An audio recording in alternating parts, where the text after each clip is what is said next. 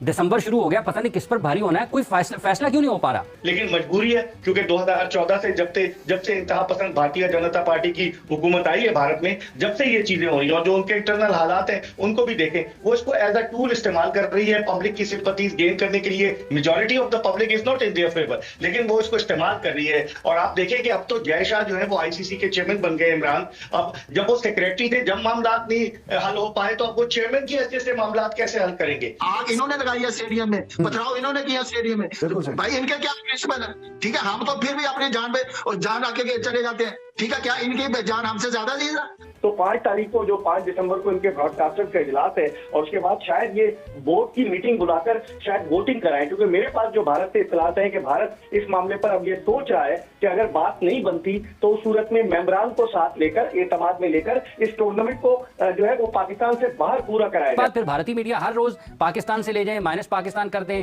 सारी champions trophy Pakistan ले जाएं, तो आपको लगता है कि सारी चीजें एक खास मकसद के तहत हो रही हैं भारतीय मीडिया की तरफ से भी? रादर देन इंडिया ने तो हमेशा पाकिस्तान की मुखालफत किया।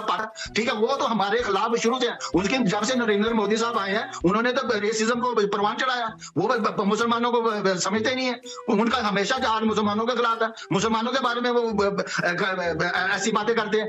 इंडिया के हवाले से एक्चुअली क्योंकि डिस्कशन में आ गया इंडिया, आपको बड़ा स्ट्रॉन्ग स्टांस आपने इंडिया के हवाले से रखा और आपने कहा कि जी नहीं आना तो फिर ना हो, फिर हम भी नहीं जाएंगे। आपने बड़ा इस पे सख्त स्टांस लिया। सबने डिसाइड किया कि पाकिस्तान है जी वेन्यू, ठीक है। उसके बाद वो कहते हैं कि जी हम तो पाकिस्तान नहीं आएंगे। तो हमने कहा जी आपकी तो गवर्नमेंट की तरफ से आप अगर नहीं आना चाहते तो मत आए, कि नहीं जी पाकिस्तान से हम टूर्नामेंट भी ले जाएंगे। नमस्कार दोस्तों, स्वागत है आपका हमारी एक और नई रिएक्शन वीडियो में। आज की सबसे बड़ी खबर क्रिकेट की दुनिया से 2025 में होने वाले मैचों को लेकर बीसीसीआई और पीसीबी के बीच में जो बातचीत हो रही है वो चर्चा का विषय बनी हुई है। दोस्तों, जैसा कि आप जानते हैं कि 2025 में आईसीसी चैंपियंस ट्रॉफी पाकिस्तान में आयोजित होने वाली है, लेकिन बीसीसीआई ने पहले ही साफ कर दिया है कि भारतीय टीम पाकिस्तान का दौरा नहीं करेगी जब तक सुरक्षा और राजनीतिक संबंध सही नहीं हो जाते हैं। हाल में ही पीसीबी के नए अध्यक्ष जगा अशरफ और बीसीसीआई के सचिव जय शाह के बीच एक ऑनलाइन बैठक हुई।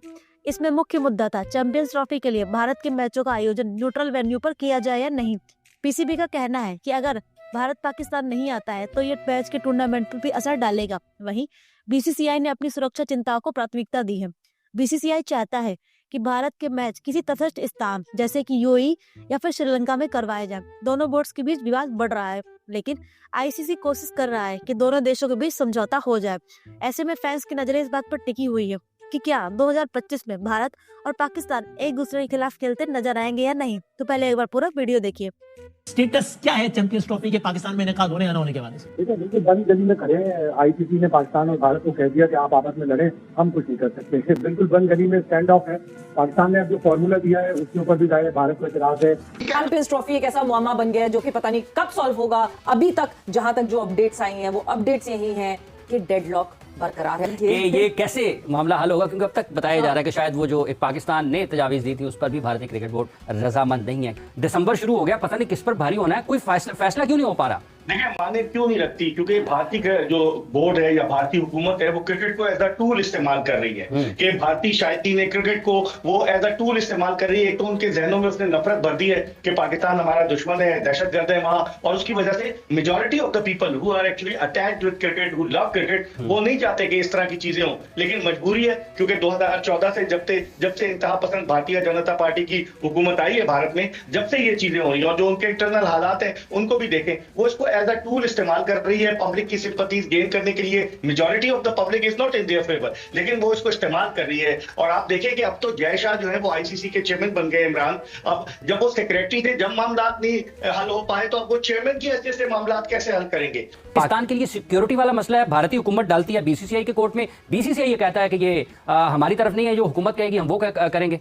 जो सिक्योरिटी की जो बात आ रही है ना, सिंपल सी बात ये है कि बाकी 6 टीमें पाकिस्तान आ रही हैं, उनको सिक्योरिटी का कोई इशू नहीं है। इंडिया को क्या सिक्योरिटी का इशू है? जब 21 अक्टूबर तक आपको कोई एतराज नहीं था, अचानक आप 6 नवंबर को कहते हैं कि हमारी हुकूमत हमें इजाजत नहीं दे रही। और जब हुकूमत से सवाल किया जाता है वो कहते हैं कि बीसीसीआई का स्टेटमेंट है, उसको देखें कि बीसीसीआई का कहना है कि हमें सिक्योरिटी कंसर्न है। हालांकि बीसीसीआई का ऐसा कोई स्टेटमेंट कहीं एग्जिस्ट ही नहीं करता। क्यों इंडिया को ये एरोगेंस, ये बड़े मुल्क होने का रोब आईओसी के इवेंट्स में नहीं है नजर आता? क्यों फीफा के मैचेस में ये बड़ेपन का, बड़े होने का, एक टेनिस का इवेंट है ना, डेविस कप से पहले बड़े नखरे करते आईटीएफ ने आके दिखाई, आके खेला है उन्होंने, फौरन बड़ापन निकल आया था ना। तो भाई आईसीसी भी इतना थप्पड़ करे ना, अगर बहुत ज्यादा बड़े मुल्क होने का आपको गुरूर है तो भाई फिर सारे स्पोर्ट में करना, करके दिखाएं आईओसी के किसी इवेंट में, करके दिखाएं फीफा के किसी इवेंट में इस तरह की बात, तो फिर पता जाएगा कि आप कितने बड़े और कितने पानी में हैं। तो क्यों इंडिया को ये एरोगेंस, ये बड़े मुल्क होने का रोब आईओसी के इवेंट्स में नहीं है नजर आता? क्यों फीफा के मैचेस में ये बड़ेपन का, बड़े होने का, एक टेनिस का इवेंट है ना, डेविस कप से पहले बड़े नखरे करते आईटीएफ ने आके दिखाई, आके खिलाया उन्होंने,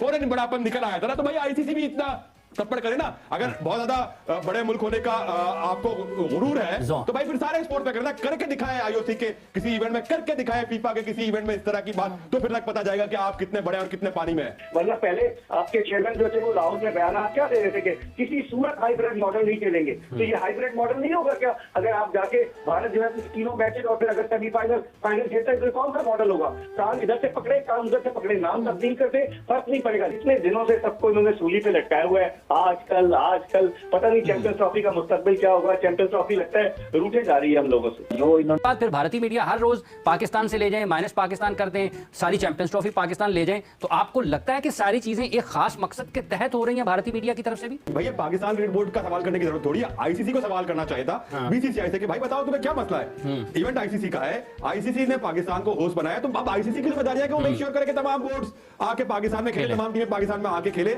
इंडियन मीडिया में जिस तरह की खबरें आ रही है या जिस तरह हम चीजें ऑब्जर्व कर रहे हैं कि ये हो गया वो हो गया, अब देखिए ना 4 दिन पहले इंडियन मीडिया ये चला रहा था कि सरेंडर कर दिया पाकिस्तान ने, हाइब्रिड मॉडल को मान दिया। अरे भाई अगर पाकिस्तान ने सरेंडर किया होता और आज की तारीख तक ये डेडलॉक नहीं होता यहाँ पे। अगर मैं कल देख रहा था कि एक भारतीय एंकर बड़े शोर शराबे के लिए बड़े माने जाते हैं, वो एक पाकिस्तानी जर्नलिस्ट में कह रहे थे कि हम आपसे बहुत बड़े, लेकिन भाई ये इकोनॉमी में शायद आप बहुत बड़े हो, बट जब आप स्पोर्ट्स की बात करते हैं ना तो स्पोर्ट्स का बुनियादी उसूल इक्वालिटी है। चैंपियंस ट्रॉफी है, उसके अंदर हम clause put your foot down, नहीं तो हमारे इंटरनेशनल टूर्नामेंट्स नहीं मिलेंगे। ये कहने का है कि कैसे लेके जा सकते हैं जबकि पूरे रीजन ने हमें टूर्नामेंट दिया है, तो हम कब तक तड़ी इनकी सुनते रहेंगे जस्ट बिकॉज कि इनके पास एक कमर्शियल वेपन है। स्टांस लेना हमारे लिए बड़ा इंपॉर्टेंट है। चेयरमैन साहब ने 2-3 दिन पहले जो स्टेटमेंट दी है, जो बात की है आईसीसी के आगे जो रखी है, अगले 3 साल का जो प्रोग्राम रखा है, वो मैं समझता हूँ कि बड़ा जबरदस्त प्रोग्राम रखा है। इससे शायद क्रिकेट बेहतर हो जाए या बिल्कुल ही दूर हो जाए। अब ये हम लोग पैसे की बात नहीं है यहाँ पे, अब है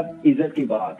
अब हम लोग 3 बार 4 बार चले गए इंडिया में, इतने हालात खराब होने के बावजूद दोनों मुल्कों के, तो अब इंडिया का भी काम है कि चैंपियंस ट्रॉफी खेलने के लिए आए। और हाइब्रिड मॉडल मेरा नहीं ख्याल कि पाकिस्तान ने जो स्टांस लिया हुआ उससे हटेंगे चेयरमैन साहब ने, और मेरे ख्याल से वो पूरी कोशिश कर रहे हैं कि ये चैंपियंस ट्रॉफी हाइब्रिड मॉडल पे ना हो। पाकिस्तान होस्ट कर रहा है, राइट दिए हैं और पाकिस्तान में होने चाहिए। कई तजवीज़ ये है कि जनाब ठीक है अगर हाइब्रिड पे जाना है तो हम जाते हैं हाइब्रिड पे, लेकिन जब आपके इवेंट होगा तो भी हाइब्रिड पर ही जाएंगे। ये इस लिहाज से एक अच्छी तजवीज़ नहीं है कि ठीक है इसमें फिर वो टूर्नामेंट भी खराब नहीं होता, फाइनेंशियल इंटरेस्ट भी कॉम्प्रोमाइज नहीं होते, और चलो एक फेस सेविंग भी है, एक ऑनरेबल एग्जिट दूसरी साइड को भी मिलता है कि ठीक है हम नहीं गए भाई अपने मौके पे कायम रहते, हम भी नहीं गए, लेकिन चलो हमने कॉम्पनसेट भी। ये एक बहुत माकूल है, प्रैक्टिकल तजवीज़ लगती है मुझे तो, कि इसमें हम ये भी नहीं कह रहे कि हम जज्बाती हो गए, हमने टेबल तोड़ दिया मुक्के मार मार के कि जाओ नहीं जाते, जो करना है कर लो, नहीं अपने मौके पे कायम रहे, लेकिन एक दूसरी साइड को भी ऑनरेबल एग्जिट दिया शायद। बिल्कुल ऐसा ये एक प्रैक्टिकल सोल्यूशन है। इंडिया ने कह दिया कि हाइब्रिड होगा तो हाइब्रिड होगा, you can not fight the might. इस वक्त वो माइट है, पैसे के हिसाब से भी ब्रॉडकास्टर भी उनका है और उनकी टीम भी माशाल्लाह बहुत अच्छी है, अल्लाह करे और भी अच्छी हो टीम, लेकिन उनको नीचे की तरफ देखकर दूसरों को भी अकोमोडेट करना पड़ेगा। हर चीज तो इंडिया की नहीं मानी जाएगी।